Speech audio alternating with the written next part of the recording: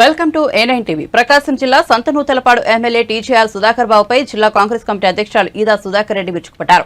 గత 2 రోజుల క్రితం పీసీసీ అధ్యక్షులు వైఎస్ షర్మిల సంతనూతలపాడు నియోజకవర్గంలో పర్యటించిన విషయం తెలిసిందే. ఈ సందర్భంగా పీసీసీ అధ్యక్షులు వైఎస్ షర్మిల స్థానిక ఎమ్మెల్యే టీజీఆర్ సుధాకర్ బాబుపై పలు ఆరోపణలు చేసిన విషయం తెలిసిందే. అలాగే ఎమ్మెల్యే టీజీఆర్ సుధాకర్ బాబుపై షర్మిల తీవ్రమైన వ్యాఖ్యలు చేసిన నేపథ్యంలో ఎమ్మెల్యే టీజీఆర్ సుధాకర్ బాబు తిరిగి షర్మిల వ్యాఖ్యలపై అంతేద్యుడిగా బదిలించిన విషయం తెలిసిందే. ఈ మేరకు షర్మిలపై టీజీఆర్ సుధాకర్ బాబుపై వ్యాఖ్యలను ఖండిస్తూ డీసీసీ అధ్యక్షులు సుధాకర్ రెడ్డి పలు ఘాటైన వ్యాఖ్యలు చేశారు. గుంటూరు జిల్లా తూబాడులో పుట్టిన టీజేఆర్ సుధాకర్ బాబు ఒంగోలులో చదువుకునేటప్పుడు ఎటువంటి దుర్మార్గమైన పనులు చేశాడో తనకు తెలుసునని, అలాగే ఓ మైనార్టీ మహిళను కూడా వివాహం చేసుకున్నారని, అలాగే అతని నీచమైన చరిత్ర ఇంకా చాలా ఉందని, కాబట్టి ఇవన్నీ బయట పెడితే అతని బరువు పోతుందని ఆయన అన్నారు. ఇకనైనా వైఎస్ షర్మిలపై నోరు విప్పి మాట్లాడే విషయంలో సుధాకర్ బాబు ఒళ్లు దగ్గర పెట్టుకుని మాట్లాడాలని సుధాకర్ రెడ్డి హెచ్చరించారు. సంతనూతలపాడు నియోజకవర్గ శాసనసభ్యులు టీజేఆర్ సుధాకర్ బాబు అంటే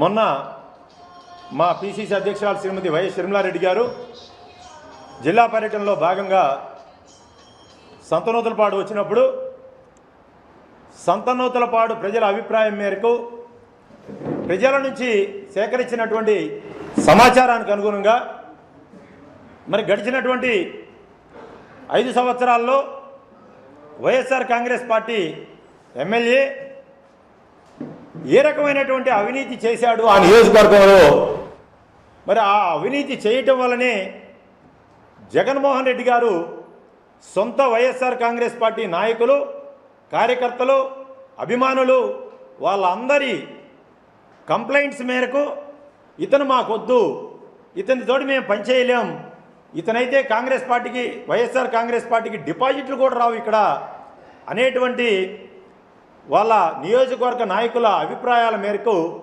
ఆయన్ని మార్చారని చెప్పేసి వాళ్ళ కార్యకర్తలు వాళ్ళ నాయకులే చెప్తారు ఇప్పుడు కూడా. మరి ఆయన నిస్సిగ్గుగా అంటే ఒక సిగ్గులేని ఆ మాట మాట్లాడాలని మనకి ఇబ్బందిగా ఉంది. ఒక మహిళ అయినటువంటి నాయకురాలు మళ్ళీ ఆయన చెప్తా ఉన్నాడు వైఎస్ రాజశేఖర రెడ్డి గారు నా గురువు అని. కనీసం ఆ మాట మాట్లాడటానికి కూడా నీకు అర్హత లేదు అని చెప్పేసి అంటున్నా. దేనికంటే రాజశేఖర రెడ్డి గారి బిడ్డ, ఈరోజు రాజశేఖర రెడ్డి గారి రాజకీయ వారసురాలు ఆమె. రాజశేఖర రెడ్డి గారి ఆశయాల కోసం కాంగ్రెస్ పార్టీని ప్రజల్లో ఉంచాలి, కాంగ్రెస్ పార్టీతోటే న్యాయం జరుగుతుంది పేదలకి, బడుగులకి, బలహీన వర్గాలకు అని చెప్పేసి ఆమె తిరుగుతూ ఉంటే ఈయన చేసినటువంటి అవినీతి మీద అక్కడ మాట్లాడితే నా మీద వ్యక్తిగత ఆరోపణలు చేసిందని చెప్పేసి ఆయన ఒక ప్రెస్ మీట్ పెట్టి ఒక మహిళని చూడకుండా నానా రకాలుగా ఆయన మాట్లాడినటువంటి విధానం చూస్తూ ఉంటే మరి ఆయన ఒక ఎమ్మెల్యేగా అనర్హుడు. అలాగే మరి వ్యక్తిగత విషయాలకు వస్తే మరి నీ వ్యక్తిగత భాగోతం, నీ వ్యక్తిగత జీవితం, నువ్వు కాలేజీలో ఒంగోలులో MBA చదువుకునేటువంటి రోజుల్లోనే నీ దరిద్రపు నీచ చరిత్ర ఎట్లాంటిదో దాన్ని కూడా ఒకసారి నీకు గుర్తు చేయదలుచుకున్నావు సుధాకర్ బాబు. అసలు నిన్ను సుధాకర్ బాబు అంటాం తప్పు, నువ్వు బకాసురు బాబువి. అంటే బకాసురు బాబు అని కూడా ఎందుకంటున్నా అంటే ఒక భూబకాసుడు అనొచ్చు, లేక ఒక బకాసుడు అనొచ్చు, లేదా ఇంకో బకాసుడు. కానీ నువ్వు అసలు ఒక భూ లేదు, ధనం లేదు, మైను లేదు, శాండు లేదు, వైను లేదు. అసలు నీ నీచ నికృష్టపు చేష్టలకి అంతు లేదు కనుక ఒక బకాసురు బాబు అని మేము అంటా ఉన్నాము. నువ్వు కాలేజీ ఇక్కడ ఒంగోలులో MBA చదివే రోజుల్లో నువ్వు ఒక ముస్లిం అమ్మాయితోటి రాజకార్యాలు సనగిచ్చి నువ్వు పెద్ద కాకాని గుళ్ళో ఆ అమ్మాయిని పెళ్లి చేసుకొని నువ్వు మొదటి మ్యారేజ్ ముస్లిం అమ్మాయిని, నువ్వు ఆ అమ్మాయి పేరు చెప్తాను అది కూడా చెప్తా, కానీ ఆ అమ్మాయి జీవితం ఇబ్బంది పడిద్ది అనేటువంటి ఉద్దేశంతో నీకు ఆ పేరు చెప్పట్లేదు బకాసురు బాబు. దేనికంటే నువ్వు MBA చదువు రోజుల్లోనే ఆ అమ్మాయిని, ముస్లిం అమ్మాయిని గుళ్ళో పెళ్లి చేసుకొని పెదకాకాని గుళ్ళో ఆ విట్నెస్లు కూడా ఉన్నారు. ఈరోజు నీకు నీ పెళ్ళికి విట్నెస్లు కూడా పెట్టారు, వాళ్ళు కూడా ఉన్నారు. అదొక సంగతి. అంటే ఇది బయట ప్రపంచానికి తెలియదని నువ్వు అనుకుంటున్నావు. ఇకపోతే రెండోది, నీ మిత్రుడు, నీ బెస్ట్ ఫ్రెండ్ భార్యని అన్నబొట్లవారిపాలెం ఊరు కూడా చెప్తున్నా బకాసురు బాబు, అదే టీజీఆర్ సుధాకర్ బాబు, నువ్వు చేసినటువంటి దరిద్ర పనులు చెప్తున్నా. నువ్వు చేసిన దరిద్ర పనులు లుచ్చా పనులు, నీచమైన పనులు చెప్తున్నా నేను. ఒక అన్నబొట్లవారిపాలెం గ్రామంలో నీ బెస్ట్ ఫ్రెండ్ భార్యని సామాజిక వర్గం కూడా చెప్తే మళ్ళా అది బాగుండదు. ఆ సామాజిక వర్గం కూడా నేను చెప్పగలను నా దగ్గర ఉంది ఏ సామాజిక వర్గం. నువ్వు ఆ అమ్మాయితోటి అక్రమ సంబంధం పెట్టుకొని ఆ అమ్మాయి జీవితాన్ని, ఆ కుటుంబాన్ని నాశనం చేసి నీ ఫ్రెండు అంటే ఆ అమ్మాయి భర్తని తాగుబోతుగా బానిసని చేసి నీ వల్ల సూసైడ్ చేసుకొని చనిపోయినటువంటి సంగతి. అంటే ఈ విషయం కూడా ఎవరికి తెలియదని నువ్వు అనుకుంటున్నావు. ఇప్పుడు ఆ గొడవల్లో నీ భార్య ఇంటికి వెళ్ళిపోయిన సంగతి కూడా మరి అందరికీ తెలుసు. మరి నీ లుచ్చా రాజకీయాలు, నీ లుచ్చా చేష్టలు, లఫూట్ చేష్టలు మరి జనాలకి, నీ పక్కనుండే సమాజానికి తెలియవనుకుంటే నువ్వు ఒక దౌర్భాగ్యుడివి అని చెప్పేసి కూడా మేము గుర్తు చేస్తున్నాం. అంటే ఇంతకు మించి నీచంగా లుచ్చాతరగా మేమైతే మాట్లాడలేము. ఇది మాట్లాడటానికే మా బాధగా ఉంది. అంటే నువ్వు ఒక మగవాడివి, అంటే ఒక మగ మనిషివి, నీతో మాట్లాడటానికే మాకు బాధగా ఉంది. నువ్వు ఒక రాజశేఖర రెడ్డి గారి బిడ్డ అయినటువంటి షర్మిలారెడ్డి గారిని నువ్వు ఏం మాట్లాడావో ఒకసారి గుర్తు తెచ్చుకో. ఇకపోతే నువ్వు అవినీతి చేయలేదా? నీకు మొగోడివైతే నేను చెప్తున్నా, నువ్వు నా వద్ద చాలా ఆధారాలు ఉన్నాయి. నువ్వు నేను కూర్చొని మాట్లాడుకున్నటువంటి విషయాలే. ఆ మధ్యలో కూడా చాలామంది ఉన్నారు.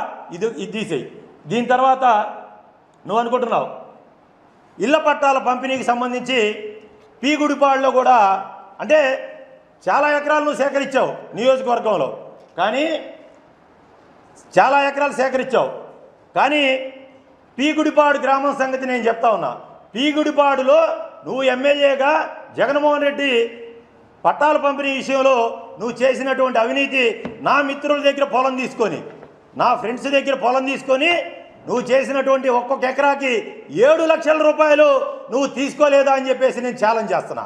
అంటే నువ్వు సచ్చీలుడిగా నీ పిల్లల మీదను నువ్వు అందరి మీద ప్రమాణం చేయగలవా ఈ విషయాల మీద తీసుకోలేదని చెప్పి?